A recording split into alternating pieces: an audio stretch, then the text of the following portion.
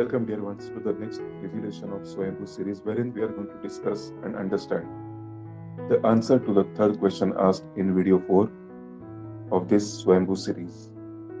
The question was, how do you think Kishan's life would have been if he would have continued in the same private limited company as an accountant for the rest of his life?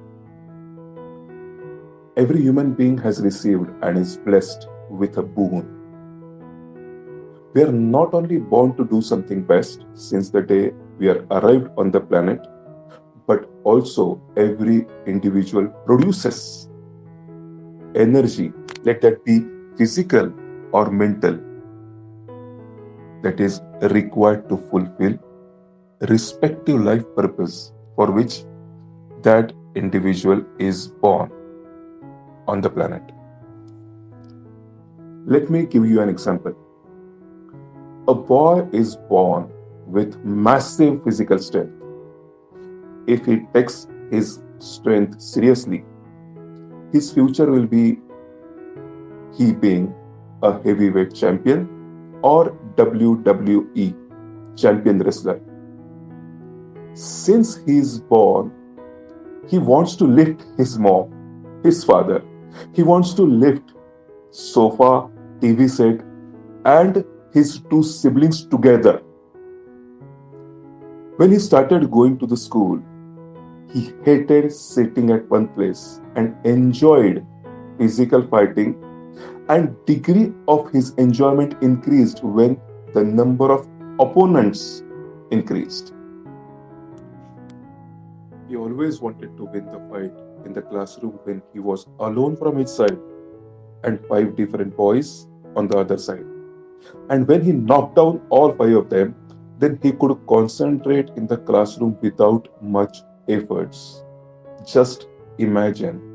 Just imagine, instead of introducing him to the wrestling at very young age, if school had decided to call his parents, complain about him, and if he doesn't stop, obviously he wouldn't, but then the school would have rusticated him, looking at the number of boys injured by him and number of complaints received by the parents of respective injured students.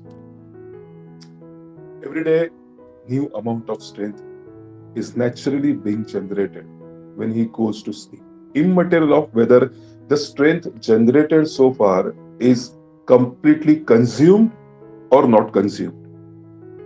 And it is not that the boy is doing something purposefully, but his strength is not getting consumed and is still getting generated daily, which isn't allowing him to do something with focus unless the total amount of strength is consumed or utilized.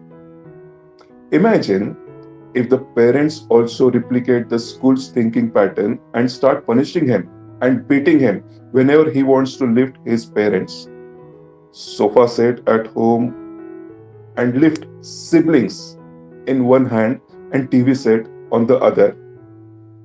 Here the family was blessed with an Olympic gold medalist wrestler, but his family could not understand the purpose he is chosen for, which made him future mafia,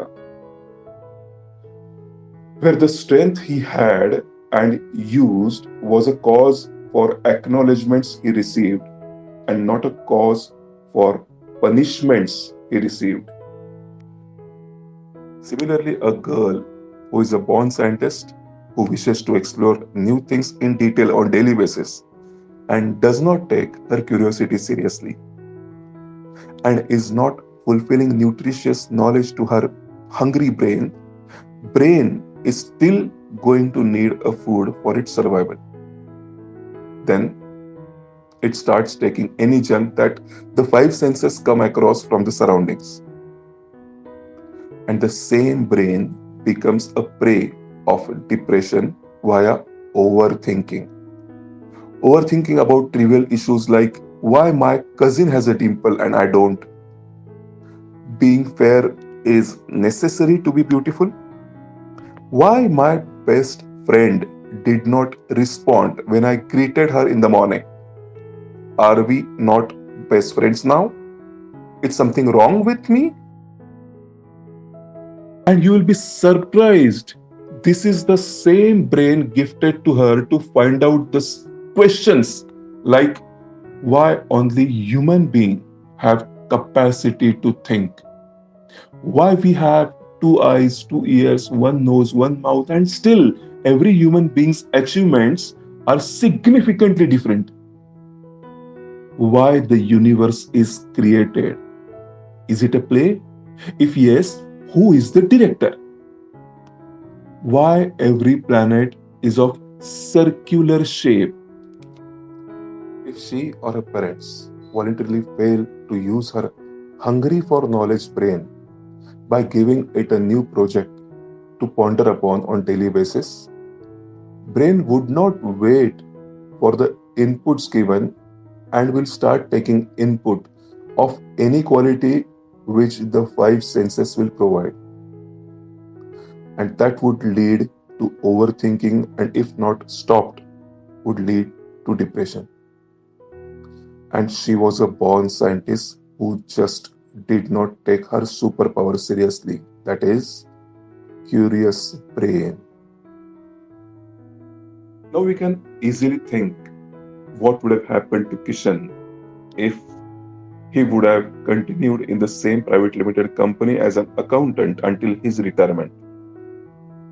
As accounting was one of the parts he was born to handle, let's say 10% part of total 100%, he not being able to consume buffer of 90% would have made his mind to be in search of something that he felt missing.